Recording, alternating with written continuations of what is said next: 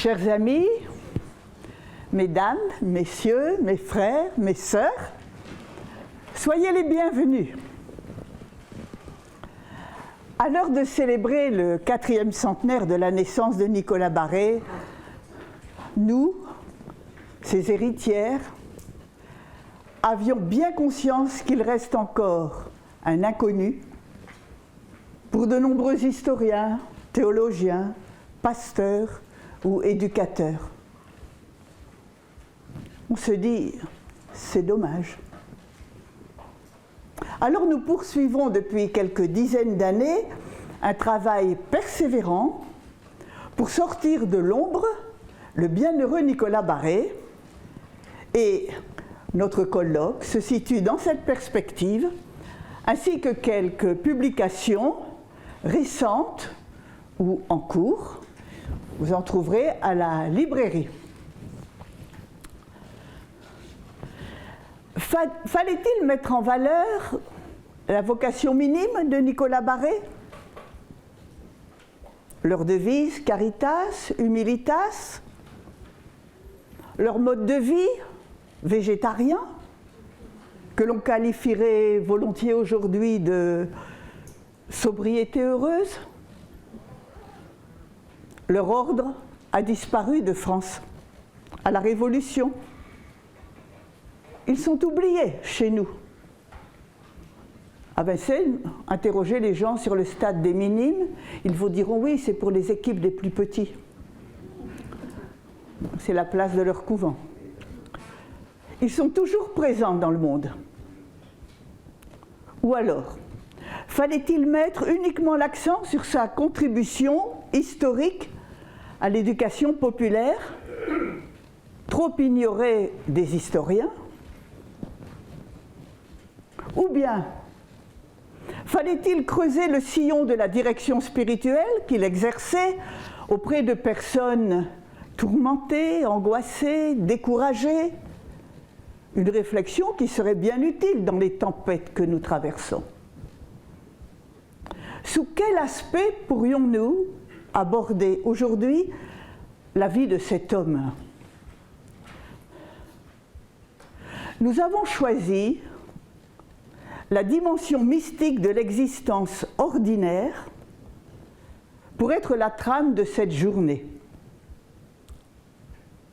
À l'heure où mystique et spiritualité sont proposées à un coût très abordable sur les affiches publicitaires du métro, ou bien où l'on peut, sur Instagram, acheter à la Modern Mystic Shop, le magasin de la mystique moderne.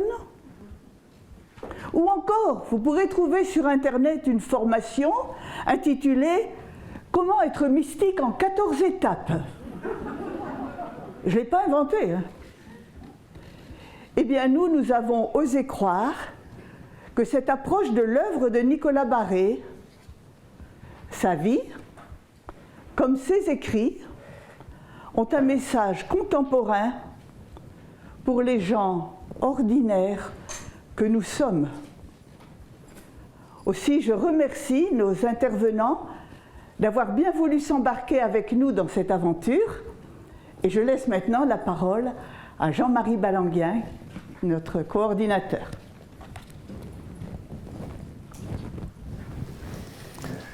Merci sœur Brigitte. Au nom également des frères des écoles chrétiennes, du frère provincial, je suis heureux aussi de vous accueillir dans cette maison. Chacun sait les liens anciens, profonds, entre Nicolas Barré et Jean-Baptiste de La Salle, les liens décisifs, les rencontres décisives, sans doute est-ce que ce sera évoqué pendant ces interventions. Donc c'est dire aussi la joie que nous avons, nous, famille lassalienne, à recevoir aujourd'hui la famille barréenne, et les cousins et les cousines sont nombreuses, bien sûr. Alors nous reprenons notre aventure mystique, si je puis dire, avec sœur Emmanuelle Biotto.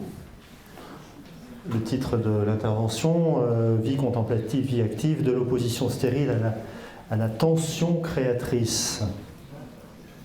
Voilà. Alors, sœur Emmanuelle, vous êtes ermite, théologienne, prédicatrice de nombreuses retraites, bien connue des lecteurs de Prions en Église notamment, aussi de la vie, je crois, pour un certain nombre de... Ça fait longtemps la vie, enfin, la vie est longue. Des billets spirituels, des commentaires de la parole de Dieu, enfin vous êtes connu et apprécié de beaucoup de lecteurs. Et puis auteur d'un récent livre que j'ai présenté tout à l'heure sur Nicolas Barré, Un chemin de liberté, qu'on pourra toujours acheter ce soir, bien sûr. Voilà, merci de passer ce moment avec nous. On a préparé, bien sûr, avec tous les intervenants, et sœur Brigitte et Elisabeth, ces interventions, et je me réjouis vraiment de vous entendre sur ce point, comme nos autres intervenants. À vous la parole. Merci à vous tous. Donc Jean-Marie a donné le titre de cette communication. Alors je n'aborderai pas le sujet sur le plan de l'érudition, mais plutôt sur le plan existentiel et spirituel. Le but étant de donner à chacun envie de se plonger dans l'œuvre de Nicolas Barré pour y trouver du grain à moudre. Personnellement, quand sœur Brigitte m'a demandé d'écrire ce livre sur Nicolas Barré, j'avais lu son livre, mais peut-être 10 ans avant. Je n'avais pas eu l'occasion d'avoir un contact personnel avec les œuvres. Et quand j'ai ouvert les œuvres, je dois avouer que j'ai trouvé un trésor, si vous voulez, au point de vue spirituel, d'un homme qui finalement s'est laissé traverser par toute la tradition antérieure et pas seulement celle du XVIIe siècle.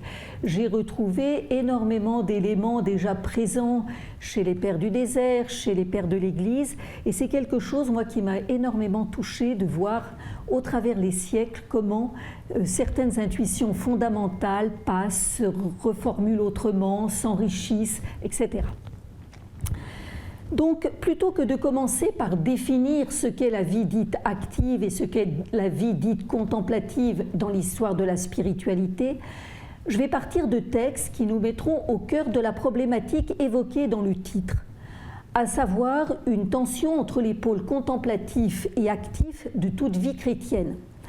Une tension qui peut devenir mortifère ou créatrice selon ce que chacun en fait, selon la façon dont il se positionne face à Dieu et à sa propre humanité.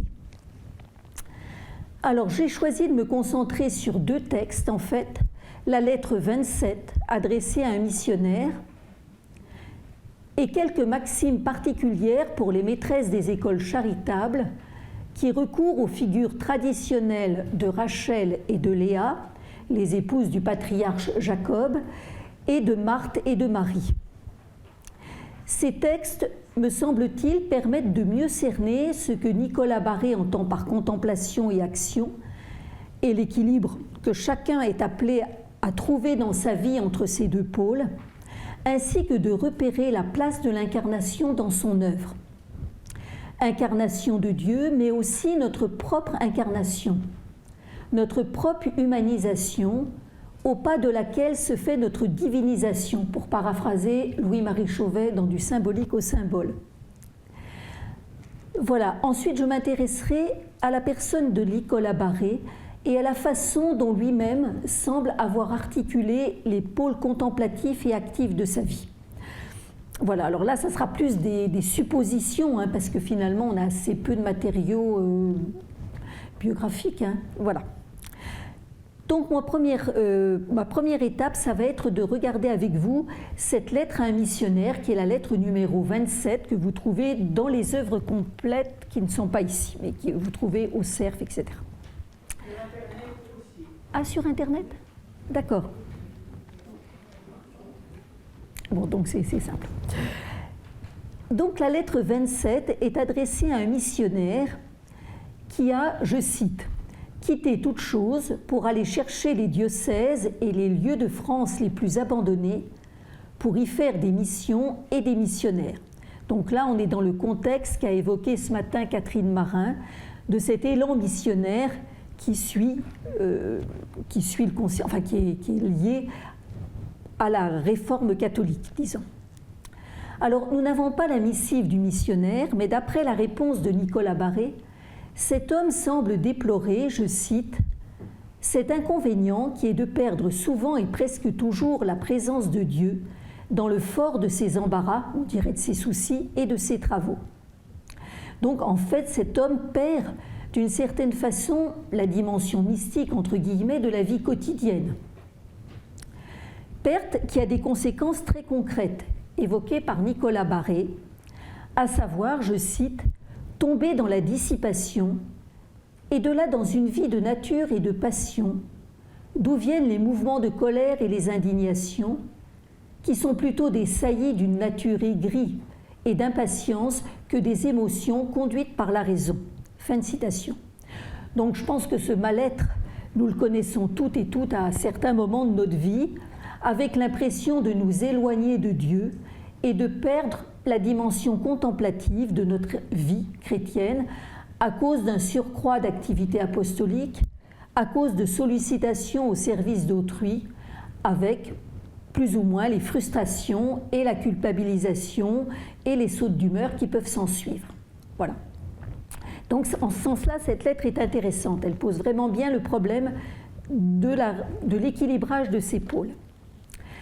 Alors, la réponse de Nicolas Barré, on va le voir, ouvre la perspective d'un chemin d'unification qui a partie liée avec l'humilité et l'abandon. Alors l'unification, c'est quelque chose qui tient très fort à cœur à tous les pères monastiques. Et quand je vous disais que ce qui m'avait beaucoup touché aussi chez Nicolas Barré, c'était le fait qu'il était traversé par des courants qui étaient bien antérieurs à ceux du XVIIe, parce que ce thème de l'unification, est très présent dans les écrits anciens. Il s'agit de s'unifier dans la quête de Dieu, de devenir un, monos. Qu'est-ce que va faire Nicolas Barré face à son correspondant? Il va d'abord le réassurer dans sa vocation particulière, faisant valoir, je cite, « le profit et la bénédiction que Dieu a donné à ses travaux ». La noble aspiration qui habite donc cet homme, son zèle apostolique, ne sont donc pas à remettre en question.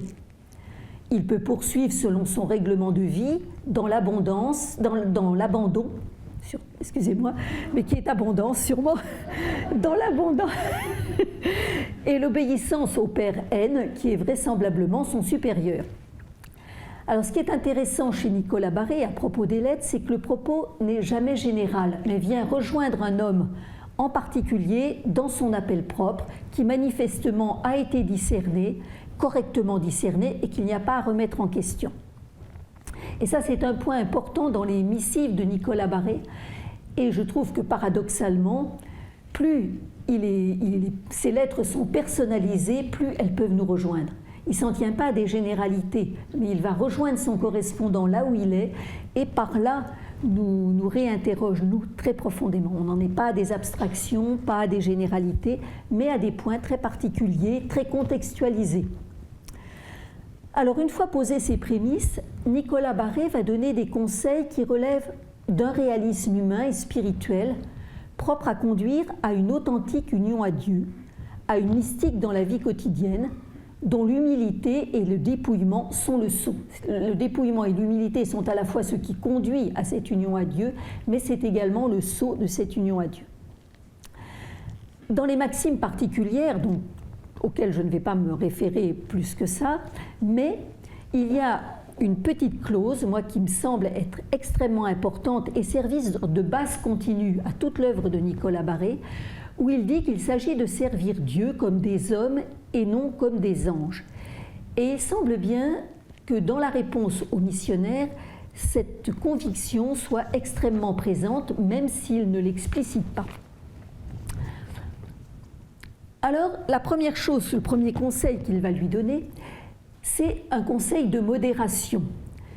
Il va l'inviter à cet équilibre préconisé par tous les maîtres spirituels, qui consiste, pour reprendre une expression de Jean Cassien au Ve siècle, à emprunter la voie royale. Je cite Cassien. Cette expression est chez Cassien, il fait référence à un texte des Nombres, dans lequel, quand Israël va entrer en terre promise après la libération d'Égypte, demande au roi, je ne sais plus lequel, des pays qui traversent, il lui dit « Nous nous éloignerons ni à droite ni à gauche, laisse-nous passer, suivre notre chemin ».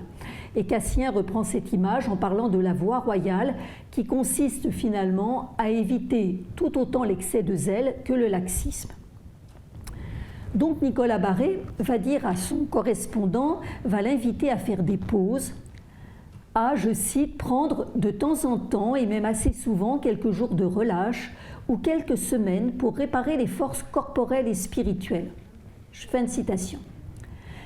Nicolas Barré est convaincu que l'union à Dieu est ce qui y conduit, lecture, méditation, prière liturgique, oraison, donne une plus grande fécondité à l'apostolat, puisque Dieu est la source d'où découlent nos facultés humaines et spirituelles. Puisque Dieu a la puissance de nous transformer et de nous faire passer de la posture d'Adam le déchu à celle du Christ. En ce sens, il affirme d'une certaine façon la primauté, entre guillemets, de la vie contemplative, voire sa supériorité dans la ligne de la tradition spirituelle, occidentale surtout. Et je le cite encore une fois, pour lui, la vie contemplative, quand elle s'étend et s'insinue dans la vie active, l'élève et l'ennoblit. Alors comment comprendre l'élève? On peut comprendre effectivement l'ennoblit. Alors ce terme est peut-être à comprendre au sens que Maître Eckhart lui donne, c'est-à-dire quand Maître Eckhart parle de l'homme noble, il parle de l'homme conforme aux vœux créateurs de Dieu. Et finalement, chez Nicolas Barré, il y a cette intuition que nous avons à retrouver notre être profond. Vous voyez, voilà. Donc Nicolas Barré n'en reste pas à ce propos sur la vie dite mixte, donc, qui allie, je cite, dans un saint et divin mélange vie active et vie contemplative.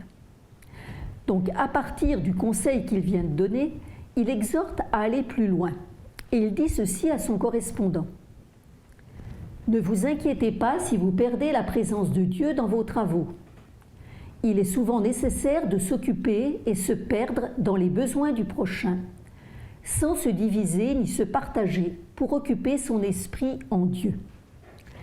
C'est l'œuvre de Dieu auquel on travaille, et ainsi, bien que l'actuelle présence manque souvent, la véritable y reste. Il demeure en nous je ne sais quelle impression du regard de Dieu, au milieu des emplois les plus capables de les dissiper. Et là, je trouve que ce conseil est extrêmement fort. C'est quelque chose, voilà. Pour vivre en Dieu, finalement, et pour vivre cette mystique de la vie quotidienne, ou dans la vie quotidienne, il ne s'agit pas de se diviser, mais d'être simplement là, d'être pleinement présent à l'activité que nous avons discerné appartenir à notre appel propre. C'est-à-dire que si je suis appelée à évangéliser, c'est sûr que, bon, je ne vais pas remettre cet aspect en question et les appels qui vont avec, enfin les exigences qui vont avec. Donc ça c'est un premier point, mais il y a aussi un autre point, c'est que subtilement, Nicolas Barré distingue la présence actuelle, on pourrait dire la conscience d'être en présence de Dieu, et sa présence véritable, celle dont nous n'avons pas forcément conscience, mais qui n'en est pas moins réelle au titre de notre création et de notre recréation. Et de fait, nous sommes créés à l'image et à la ressemblance de Dieu. Nous sommes théophores, christophores, pneumatophores.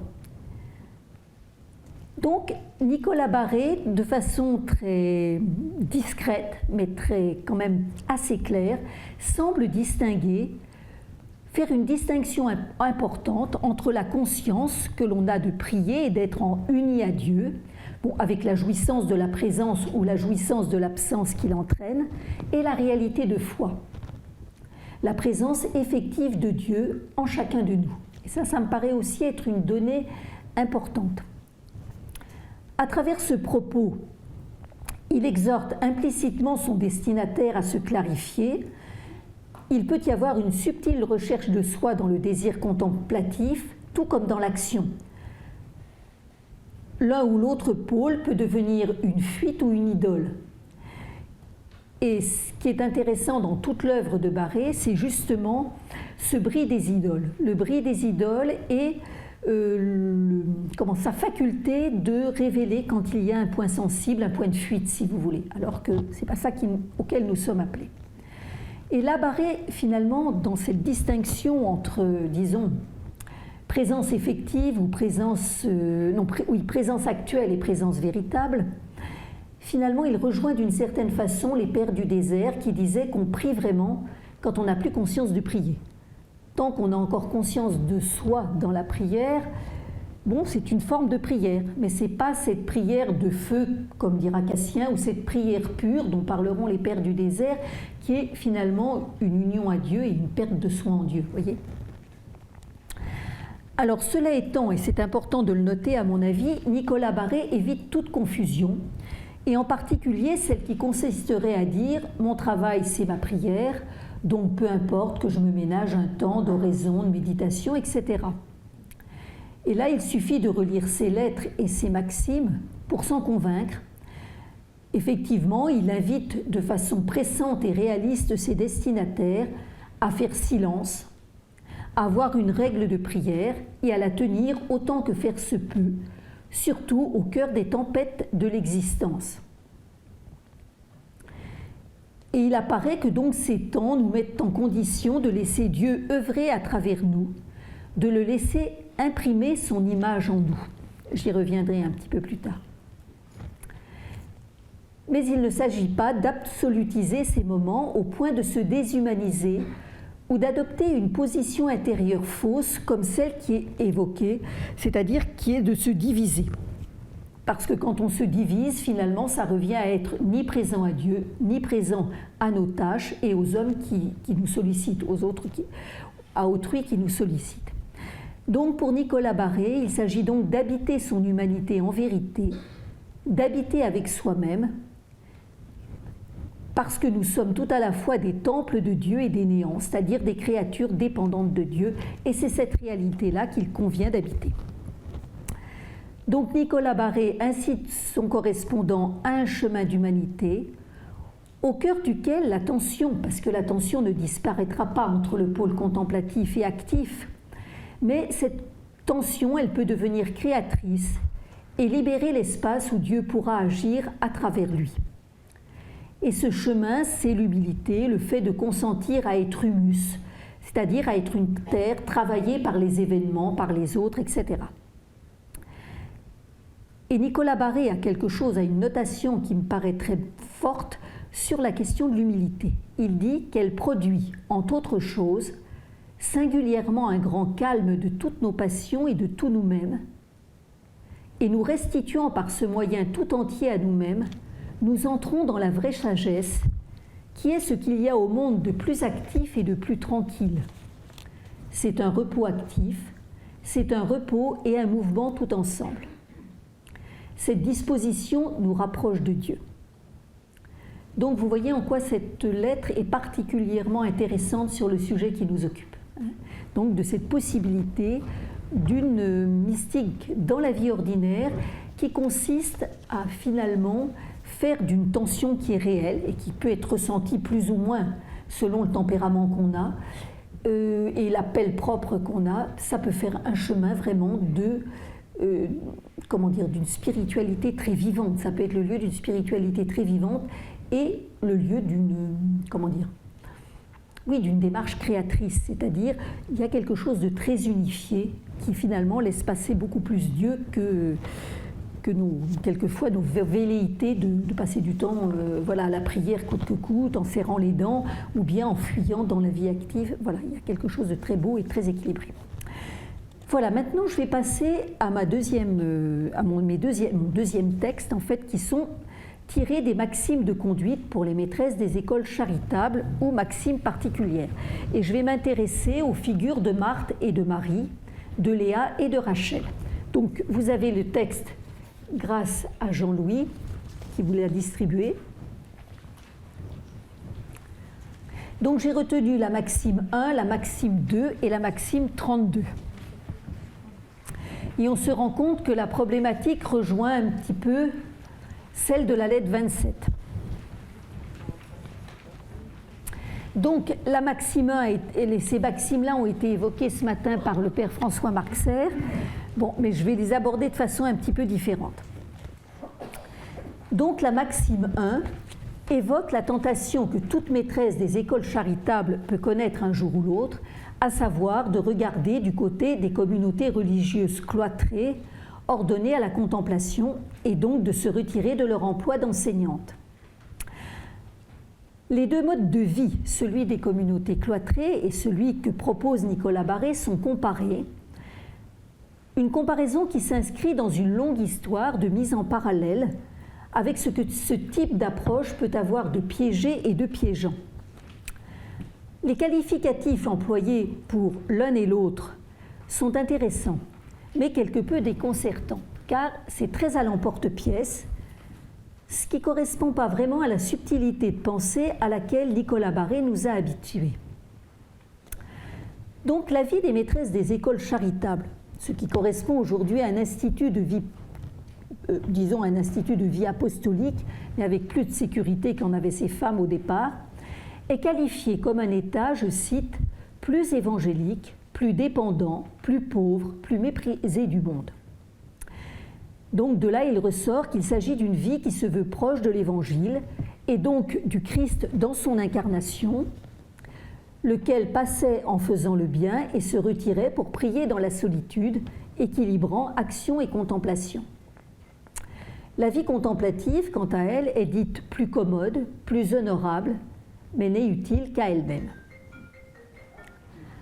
En fait, le propos de Nicolas Barré porte la trace du préjugé selon lequel la vie contemplative est supérieure à toute autre, jouissant par là même d'une reconnaissance plus grande aux yeux de l'Église et du monde. Et en ce sens, elle est plus commode, selon les valeurs du monde, mais pas seulement.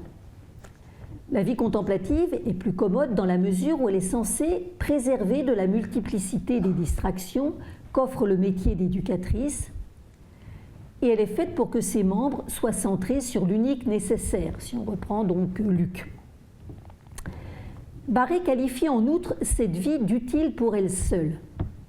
Alors, être utile à soi seul, c'est une expression par exemple qu'on trouve dans la règle de Saint Benoît, où finalement Benoît demande à chacun de s'intéresser au seul terrain de conversion sur lequel il a pouvoir, c'est-à-dire lui-même. Quoi qu'il en soit, il ressort du propos de Nicolas Barré une impression vraiment pas flatteuse pour l'institution monastique. Alors on peut se poser des questions. Est-ce que c'est dû à sa crainte de voir les maîtresses des écoles charitables partir, à son rôle d'accompagnateur de religieuses cloîtrées qui lui ont fait percevoir un certain nombre de problèmes, ou à un raccourci de pensée? Parce que dans l'ensemble de l'œuvre de Nicolas Barré, on voit la place primordiale qu'il attribue à la contemplation. Vous relirez la lettre 4, la lettre 59, etc. Sans oublier l'ensemble des conseils donnés aux maîtresses sur la vie d'oraison, sur la méditation. Donc la maxime 2, qui fait suite à ces considérations, introduit les figures bibliques de Rachel et Léa. Enfin, moi, dans les Bibles modernes, c'est Léa. Quitter la vie d'enseignante, c'est devenir Rachel, épouse stérile dans la religion, alors qu'y demeurer, c'est être Léa, une Léa merveilleusement féconde, qui certes souffre les douleurs de l'enfantement, mais a l'avantage de donner à son époux un beau nombre d'enfants. Autant dire au Christ, parce qu'effectivement, les enseignantes, de par la formation qu'elles donnent, contribuent à façonner l'homme intérieur. Là encore, la vie contemplative est sérieusement étriée et d'une manière assez simplificatrice et hors de toute considération relative au corps du Christ. Alors, les figures de Rachel et de Léa vont être de nouveau convoquées dans la Maxime 32, où la vie contemplative est comparée à Rachel, agréable mais stérile, alors que la vie active ressemble à Léa, laide mais féconde. Ces deux figures sont associées aux figures non moins traditionnelles de Marthe et Marie, symboles respectifs de la vie active et de la vie contemplative, en référence à un propos de Thérèse d'Avila dans le Château intérieur, selon laquelle l'une est plus belle mais l'autre plus riche. Alors là, on note que les qualificatifs donnés par Thérèse sont moins dépréciatifs pour la vie contemplative que ceux utilisés par Nicolas Barré. Bon, enfin, Nicolas Barré, dans cette maxime, achève par une référence à Thomas d'Aquin, qui avait, lui, opté pour une vie mixte, c'est-à-dire une vie de contemplation et d'action. Il n'avait pas opté pour la vie monastique. Et pour lui, la perfection était de joindre la contemplation et l'action. Alors je me suis dit, est-ce qu'il faut s'en tenir là? Parce que c'est vrai que c'est un peu réducteur ce qu'il dit, et puis c'est pas son style. Comment Nicolas Barré, c'est quelqu'un de très nuancé. Et je me suis demandé s'il ne fallait pas chercher ailleurs pour mieux comprendre sa pensée, et en particulier recourir à l'œuvre de Saint-Augustin. Bon, Nicolas Barré, de par sa vie, de par les études, mais aussi de par sa fréquentation des offices, donc a été baigné dans toute la tradition patristique. Dans l'œuvre de Saint-Augustin, il est question de Marthe et de Marie, et de Léa et de Rachel. Et en particulier, vous avez deux sermons bibliques, les sermons 103 et 104, qui sont extrêmement intéressants. Alors, il va envisager ces deux figures, non pas sous l'angle individuel, mais sous l'angle ecclésial. Et pour Augustin, c'est assez intéressant. Marthe est une image du présent, Marie de l'avenir. C'est une citation. Autant dire que la première est la figure de l'Église pérégrinante qui chemine dans la multiplicité des tâches et a pour mission de s'adonner aux œuvres de miséricorde, alors que la seconde se situe du côté de l'unité et figure la vie éternelle, le face-à-face avec Dieu dans la communion à toute l'humanité. Un face-à-face qui certes se prépare dès à présent dans la contemplation. Cela étant, la contemplation ne peut être que partielle et ponctuelle en cette vie. Elle n'a pas sa fin en elle-même en ce monde, qui requiert aussi le service de Barthes lié à la misère des temps, c'est-à-dire qu'il y a des pauvres à nourrir, des affligés à consoler, des étrangers à recevoir. Le service, pour Augustin, est un passage obligé vers la contemplation. Dans d'autres textes, il fait intervenir donc la figure de Jacob qui a servi de nombreuses années après avoir épousé la laide et féconde Léa pour enfin obtenir la belle Rachel. Et on peut se demander si dans le propos un peu abrupt de Nicolas Barré, on ne retrouve pas une nouvelle fois cette invitation à servir Dieu comme des hommes, insérée dans le temps, un temps de misère, d'épreuve. Et dans cette remarque qu'il fait, dans ses maximes, peut-être essaye-t-il de suggérer qu'il ne s'agit pas de sortir avant l'heure de la condition humaine, mais de la mettre à profit, en gardant ce précepte de Paul qui a hanté toute sa vie, à savoir se faire tout à tous. Voilà. Je vais peut-être raccourcir. Oui, je vais raccourcir parce que là,